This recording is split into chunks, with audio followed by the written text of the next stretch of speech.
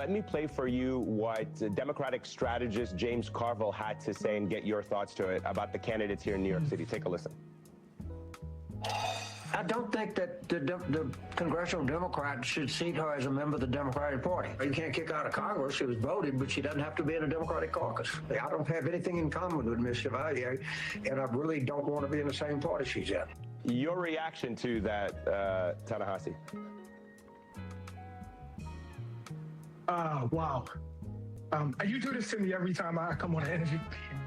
Like something that leaves me completely speechless. Because look, the problem with that is, like, look, whatever you think of future Congresswoman Chevalier, she represents actual voters. Okay, she represents actual voters. And what James Carville is saying is that those voters should be disenfranchised. That he is so disgusted with whatever opinion she has that those voters should be disenfranchised. And I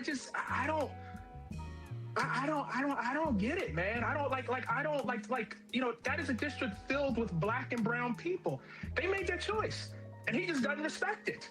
You know what I mean? Which to me says, you know, not so much, you know, it's not so much a statement on Palestinians. It's not so much a statement on Israelis. It's not so much a statement on, you know, anything that future Congresswoman Chevalier has said. It's a statement on how he feels about black and brown people. And the fact that they are useful to him when they vote the way that he agrees with. When they don't, kick them out the party. They don't deserve representation. I'm trying not to say, I'm trying to be polite. It's not good. It's not good, Eamon. It's not good. It's not good. It's not good for democracy. As Marx believed that it was an absolute necessity in order to progress that human beings break up the original highly unified human society. There had to be a division of labor. There had to be the generation of a surplus which required very rigid discipline. And all this meant necessarily, inevitably, that some men would dominate others. In other words, there would be class division.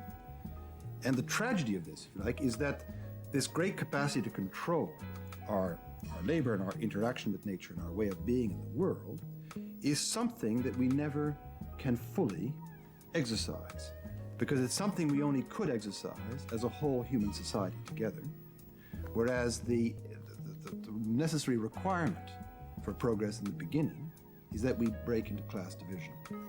And the result is that instead of we're controlling freely our way of interacting with nature and getting the means to life from nature, we find that it escapes human control, that it follows a set of impersonal laws which no one, no individual person, no individual group can dictate. And of course the apex of this, at the highest point of human development in history before we recover control, is capitalism, and that Marx devoted his major work to, Capital.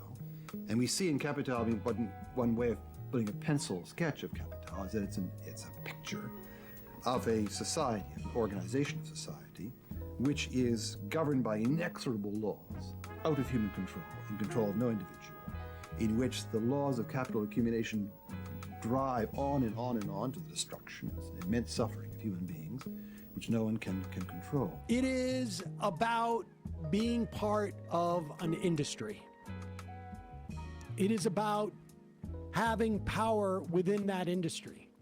And he doesn't like it because there's a rival faction within his industry, and he's going to lose access.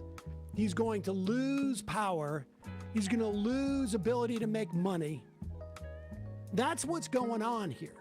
What he's worried about is a threat to his business, his power.